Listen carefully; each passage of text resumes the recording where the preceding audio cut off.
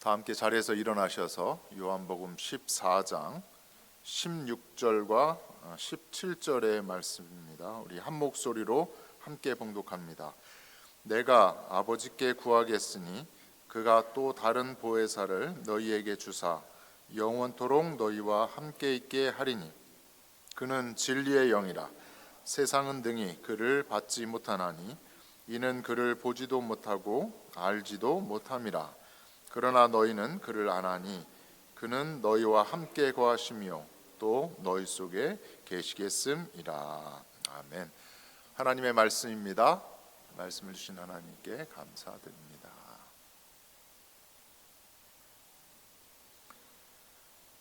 요한복음 14장의 말씀인데요.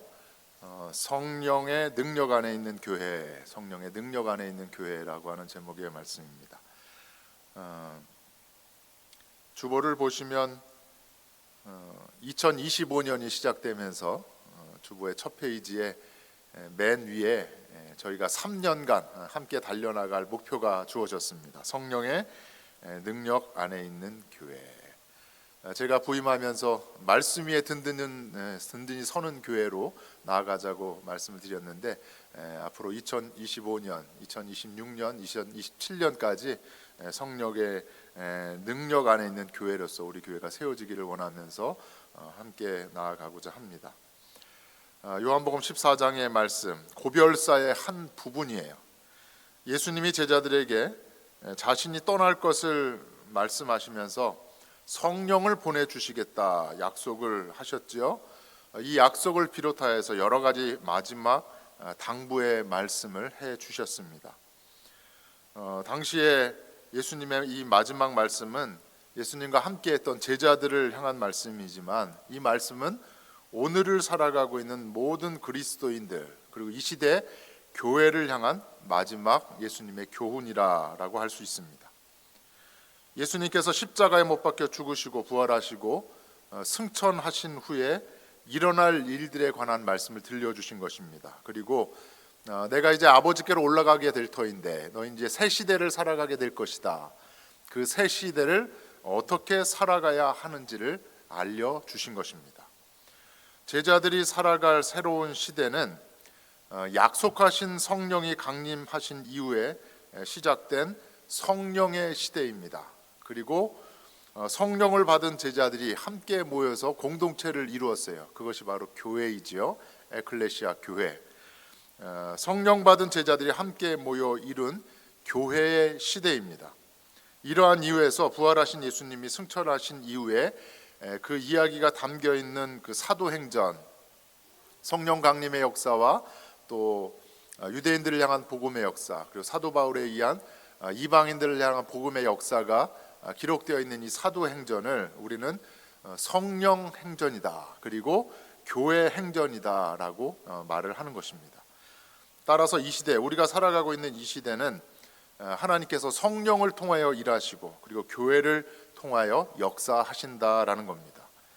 하나님은 이 시대에 교회를 통하여서 복음이 선포되기를 바라시고 또한 교회를 통하여서 예배가 드려지기를 바라시고 그리고 이 교회를 통하여서 성찬과 세례와 같은 성례전이 행해지고 또한 교회에 속한 성도들 사이에 예수님을 모신 그 공동체 안에 예수님과의 친교가 교제가 이루어지기를 바라신다라는 겁니다.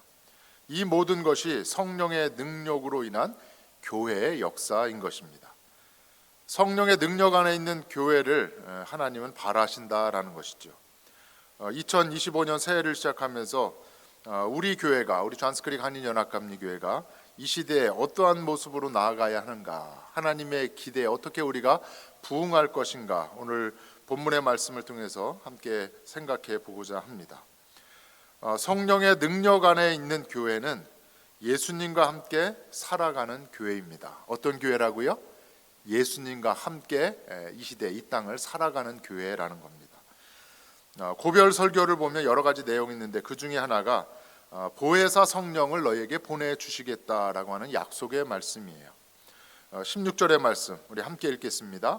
내가 아버지께 구하겠으니 그가 또 다른 보혜사를 너희에게 주사 영원토록 너희와 함께 있게 하리니.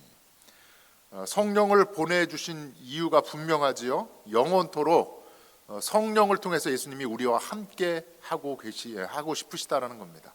성령님이 너희와 함께 하시는 것, 그것이 성령을 보내주시는 이유라는 겁니다. 이어지는 17절의 말씀을 보면 성령 그분은 진리의 영이다. 세상은 능히 그를 받지 못하나니 이는 그를 보지도 못하고 알지도 못함이라. 세상은 성령님이 어떤 분인지를 보지도 못하고 알지도 못한다. 그러나 너희는 그를 아나니 나와 함께한 너희는, 나를 따른 너희는 그를 아나니 그는 너희와 함께 거하시며 또 너희 속에 계시겠습니다. 예수님께서 분명하게 말씀을 하셨지요. 세상은 성령을 받지 못할 것이다. 세상은 성령을 보지도 못하고 알지도 못할 것이다. 그러나 예수 믿는 우리는 성령을 알기 때문에 성령이 우리 가운데 함께 하실 것이다. 영원히 함께 하실 것이다 라고 분명하게 말씀을 하신 것입니다. 왜냐하면 우리들은 진리이신 예수님을 믿음으로 구원받은 자들이기 때문에, 성령은 진리의 영이시기 때문에 진리이신 예수님, 그 진리의 영 성령과 우리는 함께 할 수 있다라는 것이죠. 성경 공부를 통해서 저희가 신약 성경 공부의 이제 마지막 요한서신을 이야기 나눌 때 요한 1서, 요한 2서, 요한 3서가 있는데 요한 1, 2, 3서가 조금씩 색깔이 다릅니다라고 말씀을 드리면서 요한 1서는 요한복음과 아주 비슷한 점이 많이 있습니다라고 말씀을 드렸어요. 두 성경을 읽으면 용어들도 비슷하고 또 내용도 비슷한 내용이 중복되는 것이 많이 있어요. 요한 1서 5장 6절에 있는 말씀이에요. 이는 물과 피로 임하신 것이니 곧 예수 그리스도시라. 물로만 아니요 물과 피로 임하셨고 증언하시는 이는 성령이시니 성령은 진리니라. 진리이신 성령께서 예수님의, 물이라 하면 세례이고 피는 십자가의 보혈이지요. 성령께서 예수님의 세례와 십자가의 죽음을 증언하신다라고 하는 말씀이에요. 요한복음 15장에도 이러한 말씀이 있어요. 내가 아버지께로부터 너희에게 보낼 보혜사 곧 아버지께로부터 나오시는 진리의 성령이 오실 때 그가 나를 증언하실 것이다. 나는 아버지께로 올라가지만 내 뒤에 내려오시는 아버지께서 보내시는 그 진리의 영이신 성령이 나를 증언할 것이다. 요한 1서의 말씀과 요한복음의 말씀을 비교해 보면 너무너무 비슷합니다. 예수님에 대해서, 하나님에 대해서 증언을 하고 있지만 하나님께서 예수님을 내 아리다, 내 기뻐하는 자다 증언을 하고 있지만 요한 1서의 말씀과 요한복음의 말씀은 성령께서도 함께 증언을 하신다라는 것이죠. 그리고 증언에 대해서도 요한 1서는 이렇게 이야기를 합니다. 두 가지를 증언하고 있습니다. 또 증거는 이것이니 하나님이 우리에게 영생을 주신 것을 증언하신다. 우리에게 무엇을 주셨다고요? 영원한 생명, 영생을 주셨다. 그런데 그 영생이 그의 아들 안에, 하나님의 아들 예수 그리스도 안에 있는 것이다. 영원한 생명을 주셨다는 것과 그 아들이 바로 예수 안에, 예수를 믿음으로 주어진다라는 것을 성령께서 증언하신다라는 겁니다. 이와 같이 성령은 증언하시는 분인 것입니다. 왜냐하면 예수님과 성령님은 한 분이시기 때문에 예수님이 아버지께로 가신 이후에 예수님이 하시던 그 사역을 대신 감당하시는, 그 몫을 감당하시는 분이 바로 예수님이 승천하신 이후 이 땅에 내려오신 성령님이시기 때문에 그렇습니다. 그래서 예수를 믿어 구원받은 그리스도인은 그 안에 계신, 그 마음속에 계신 성령을 통하여서 예수님과 함께 살아가는 자가 된 줄로 믿습니다. 그런데 사도행전에 나오는 초대교회의 그 모습을 보면 성령의 증언은 어떻게 이어지는가, 어떻게 이루어가는가? 성령의 증언은 예수님과 함께 있었던 제자들을 통해서 이루어졌습니다. 그리고 오늘 이 시대에는 성령의 증언이 예수를 믿는 저와 여러분을 통해서, 그리고 우리 교회를 통해서, 이 땅의 교회를 통해서 성령의 역사가 이어진다라는 겁니다. 그래서 교회의 시대를 살아가는 우리에게 가장 중요한 것은 성령의 충만한, 성령과 함께하는 이 땅의 삶을 지속적으로 유지하는 것, 그것을 통해서 복음이 증거되어지는 것, 예수님의 부활의 소식이, 그 능력이 증거되어지는 것, 이것이 중요하다라는 겁니다. 한국의 고신대학교라고 하는 신학교가 있는데 부산에 있어요. 고신대학교의 조직신학 교수인 박영돈 교수님이 성령 충만에 관한 책을 쓰셨는데 하나님의 현존과 그 인식의 가능성에 관하여서 이야기하면서 이 사실을 강조를 했습니다. 하나님은 지금 바로 여기에 계신다. 박영돈 교수가 분명하게 중요하게 여긴 바가 바로 이것입니다. 하나님은 지금 바로 여기에 계신다. 예수님이 살아서 제자들과 함께 사역하실 때에는 예수님을 통하여서 하나님이 함께 하셨습니다. 예수님이 제자들과 함께 하심으로 말미암아 지금 여기에 예수님이 하나님이 우리와 예수님을 통하여서 함께 하시는구나. 그렇지만 부활하시고 승천하신 후에는 예수님께서 아버지께로 올라가셨으니까 누가? 성령님께서 바로 지금 우리와 함께 하신다. 그러면서 창세기 28장의 이야기를 소개를 했습니다. 야곱이 형 에서를 피해서 외삼촌 라반의 집으로 도망가던 중에 한 곳에 머물러 잠을 자게 되었습니다. 꿈에 하늘에 닿은 사닥다리를 보게 되었고 하나님의 사자들이 그 위에서 사닥다리를 타고 오르락내리락 하는 것을 꿈에 보게 되었습니다. 또한 야곱이 그 순간 하나님의 음성을 듣게 되었습니다. 나는 아브라함의 하나님이다. 이삭의 하나님이다. 내가 누워있는 이 땅을 너에게 주겠다. 내가 너와 함께 있어 네가 어디로 가든지 너를 지키며 너를 이끌어 이 땅으로 다시 돌아오게 할 것이다. 내가 결코 너를 떠나지 아니할 것이다. 사닥다리에 오르락내리락 하는 그 하나님의 사자의 환상을 보면서 또한 하나님의 음성을 들으면서 약속의 말씀을 들은 것이죠. 내가 너를 결코 떠나지 아니할 것이다. 이 엄청난 은혜의 체험을 한 야곱이 마침내 이러한 고백을 하였습니다. 창세기 28장 16절입니다. 우리 함께 읽겠습니다. 여호와께서 과연 여기 계시거늘 내가 알지 못하였다. 이것이 야곱의 고백입니다. 어떠한 고백이에요? 여호와께서 지금 어디에 계시다? 여기에 나와 함께 하시는구나. 오늘 이 창세기의 말씀 야곱의 고백이 저와 여러분의 고백이 될 줄로 믿습니다. 바라기는 저와 여러분이 성령님을 마음에 모심으로 말미암아서 늘 예수님 안에 거하는 삶, 바로 지금 여기에 내 안에 계신 성령으로 말미암아 내가 하나님과 함께하고 있구나, 예수님과 함께하고 있구나, 담대한 믿음의 고백을 할 수 있기를 간절히 바랍니다. 그리고 하나님은 바로 지금 나와 함께 하시는구나, 예수님이 우리의 가정과 교회에 함께 하시는구나, 그 하나님이 바로 땀 흘려 일하는 그 직장과 사업장에서 나와 함께 하시는구나, 담대한 믿음의 선언을 할 수 있게 되기를 간절히 바랍니다. 사랑하는 성도 여러분, 2025년 새해를 시작하는 첫 주일 예배입니다. 야곱과 같이 날마다 영적으로 깨어 있어서 성령님과 함께하는 삶, 곧 성령의 충만한 삶을 살아갈 수 있는 저와 여러분, 그래서 성령의 충만함을 통하여서 예수님과 함께 살아가는 복된 2025년 새해가 되기를 주의 이름으로 간절히 축원합니다. 또 한 가지 생각해야 될 건, 성령의 능력 안에 있는 교회는 예수님처럼 승리하는 교회입니다. 어떤 교회라고요? 승리하는 교회. 앞서 말씀을 드렸는데 요한복음과 요한일서가 기록된 시기가 비슷하다고 했습니다. 내용도 비슷하고 용어도 비슷한 내용이 많았다.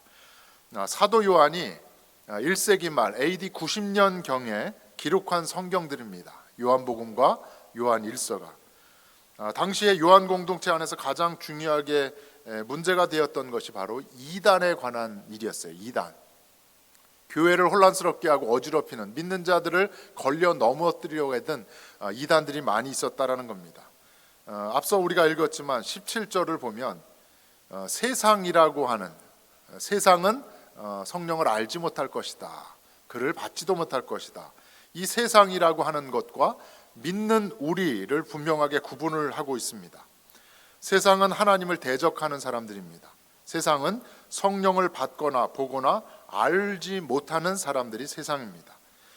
요한일서에서 계속해서 반복되는 단어 중에 하나가 적 그리스도, 미혹하는 자, 거짓 선지자, 세상이라고 하는 단어입니다. 반면에 하나님의 자녀, 하나님께로부터 난 자라고 하는 용어도 반복이 되고 있어요. 서로 대비가 되는 거죠. 세상과 하나님께로부터 난 자. 예수님께서 성령을 약속하시고 강조하신 그 이유 중 하나는 제자들을 세상으로부터 지키기 위한 것이죠. 저와 여러분을, 예수님과 함께 했던 제자들, 이 교회를 세상 가운데 든든히 세워가는 것, 지키는 것, 그것이 바로 성령을 보내신 이유인 것입니다. 예수님이 떠나심으로 제자들과 교회는 세상으로부터 미움을 받고 핍박을 당할 것을 아셨습니다. 어제 새벽기도 마치고 아침 식사를 함께 나누는데 한 분이, 목사님, 요즘 팬데믹이 끝난 이후에 집에 놓고 하는 사람들이 많아졌습니다. 누굴까요? 여호와의 증인들이 또 다시 열심히 본인들의 사명을 감당한다고 하면서 집을 두드리는 거예요. 그런데 그 사람들의 특징 중에 하나가 저희들의 문을 열고 집을 두드려서 들어와서 이야기를 하려고 하잖아요. 어떤 분들은 호되게 혼을 내면서 그분들을 당황시키는 거죠. 어떻게 생각하면 핍박을 하는 거잖아요. 오히려 여호와의 증인들이 좋아한답니다. 왜냐하면 핍박을 받아야 내가 구원받았다는 증거로 보이기 때문에. 그래서 그 말씀을 어제 새벽기도 이후에 함께 나누었습니다. 오늘 성경에 나온 그러한 이야기인 거예요. 예수님이 떠나시고 난 다음에 이 땅에 남아있는 제자들, 교회들이 세상으로부터 미움을 받고 핍박을 당할 것을 예수님이 아셨지요. 1세기 말에는 적그리스도가 나타나고 영지주의를 비롯한 이단들이 교회를 위협하는, 뒤흔드는 시기였습니다. 이러한 세상으로부터 제자들과 교회를 지키기 위해서 하나님께서 성령을 이 땅에 내려 보내신 것이지요. 성령의 역할이 중요했다라는 겁니다. 진리이신 성령은 세상과 함께할 수 없습니다. 그래서 예수님께서는 요한복음 16장 8절에서 이렇게 말씀을 하세요. 그가 와서, 성령께서 와서 죄에 대하여, 의에 대하여, 심판에 대하여 세상을 책망하실 것이다. 그리고 사도 바울도 이렇게 이야기를 했습니다. 갈라디아서 5장 16절에 있는 말씀인데, 성령의 일과 육체의 일을 분명하게 대비시키면서 말했습니다. 너희는 성령을 따라 행하라.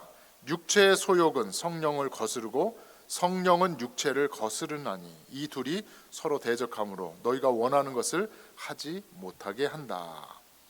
이어서 갈라디아서 5장의 말씀을 보면 육체의 일이 이러이러하다라고 이야기하면서 음행과 더러운 것과 호색과 우상 숭배로부터 방탕함에 이르기까지 육체를 따르는 사람들의 모습이 어떠한지를 이야기하고 있습니다. 이어서 성령을 소유한 사람들, 마음속에 성령님을 모시고 있는 예수 믿는 자들에게 맺어질 9가지 성령의 열매를 나열합니다.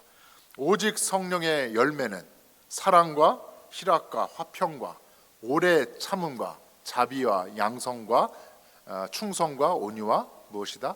절제이다. 육체의 일을 따르는 사람과 성령의 일을 따르는 사람의 차이가 이렇게 드러난다라는 겁니다. 이 같은 것을 금지할 법이 없다.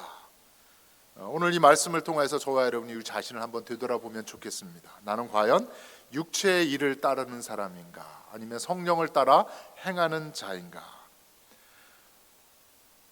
그러면서 갈라디아서 5장 25절에서 매우 중요한 말씀을 사도 바울이 들려줍니다.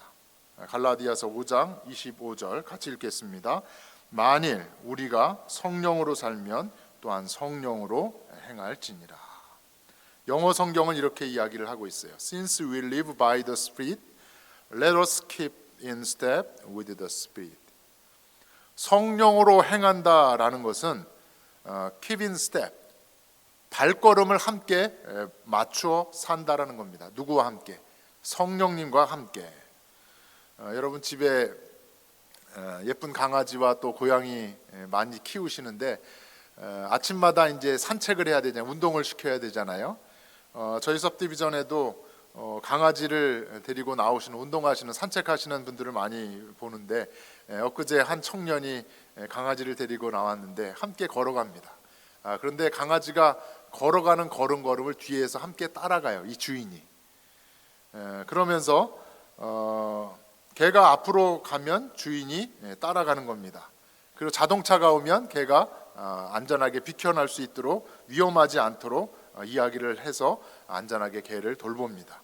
잠시 쉬면 주변을 둘러보면서 이 주인도 개와 함께 같이 쉬는 겁니다. 이것이 한 걸음 한 걸음 스텝을 같이 맞춰가는, 보조를 맞춰가는 것이지요. 개와 주인이 함께 보조를 맞추는 그 모습, 이것이 바로 성령님과 동행하는 우리의 모습이라는 겁니다. 바울이 그러한 모습으로 우리가 이 땅의 삶을 살아야 된다라고 이야기를 하는 겁니다. 바라기는 저와 여러분이 성령님과 보조를 맞추어 걸음으로써 그렇게 걸어갈 때 사랑으로부터 시작된 절제에 이르기까지 성령의 9가지 열매를 저와 여러분이 풍성히 맺게 될 줄로 믿습니다. 우리가 이렇게 진리의 성령님과 보조를 맞추어 살다 보면 육체의 일이 아니라 성령의 열매로 풍성한 삶을 올 한 해 살아가게 될 줄로 믿습니다. 그리고 그 성령은 우리로 하여금 마침내 성령의 열매를 통하여서 그 맺음을 인하여서 이 땅의 삶, 세상을 능히 이기게 승리하게 하실 줄로 믿습니다. 요한일서 5장 4절의 말씀이에요. 요한일서 5장 4절 우리 함께 읽겠습니다. 무릇 하나님께로부터 난 자마다 세상을 이기느니라. 세상을 이기는 승리는 이것이니 우리의 믿음이라. 내 안에 계신 성령으로 말미암아 성령님과 한 걸음 한 걸음 보조를 맞추어 하루하루를 살아갈 때 2025년 한 해 우리의 그 믿음으로 말미암아 우리 함께 계신 성령으로 말미암아 세상을 이기신 예수님처럼 우리도 승리하게 된다라고 하는 약속의 말씀입니다. 사랑하는 성도 여러분, 저와 여러분은 예수 그리스도를 믿음으로 하나님께로부터 난 자, 산 자가 된 줄로 믿습니다. 성령이 우리 가운데 함께 하심으로 이제는 육체의 일은 벗어버리고 풍성한 성령의 열매를 맺어서 올 한 해 2025년 세상을 능히 이겨 예수님처럼 승리할 수 있는 저와 여러분의 복된 인생이 되어지기를 주의 이름으로 간절히 축원합니다. 말씀을 마무리하려고 합니다.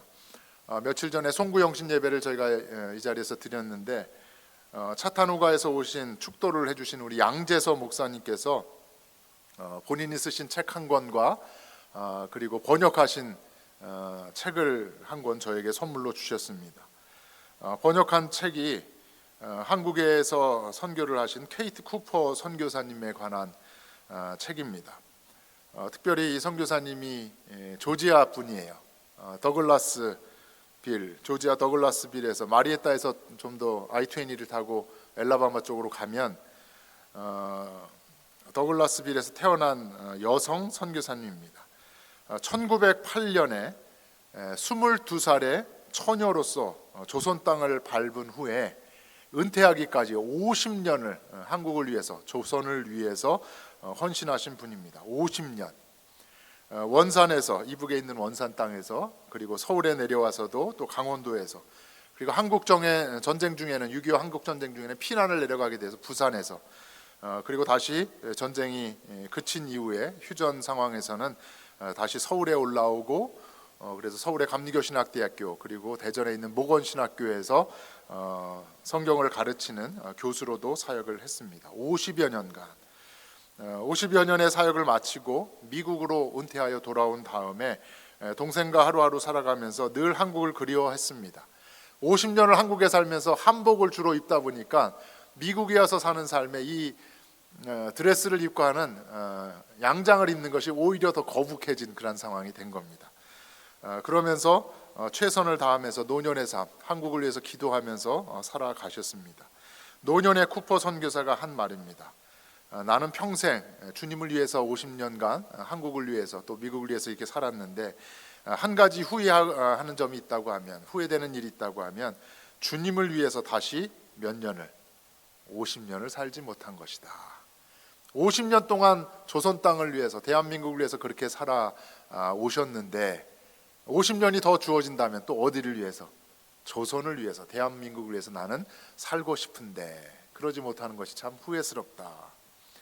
22살의 처녀의 청년의 때 성령의 충만하신 능력으로 조선 땅을 밟았는데 은퇴 이후 92세에 하나님의 부름을 받으셨다고 해요. 노년이 된 상태에서도 성령의 충만하신 능력을 잃지 않았습니다. 성령이 함께 하시는 그 능력의 삶, 늘 조선을 위해서 대한민국을 위해서 또 주어진 사명을 위해서 성령의 충만한 능력을 이어가셨던 케이트 쿠퍼 선교사의 아름다운 모습인 것입니다. 사랑하는 성도 여러분, 저와 여러분도 올 한 해 2025년 하나님께서 귀한 한 해를 선물로 주셨습니다. 성령의 충만함을 유지하여서 성령의 동행하심을 통하여서 늘 예수님과 함께하는 삶, 그리고 예수님처럼 승리하는 삶, 그래서 성령의 능력 안에 있는 우리 존스크릭 한인 연합감리교회가 되어져서 하나님 기뻐하시는 올 한 해를 살아갈 수 있는 우리 모두가 되어지기를 주의 이름으로 간절히 축원합니다.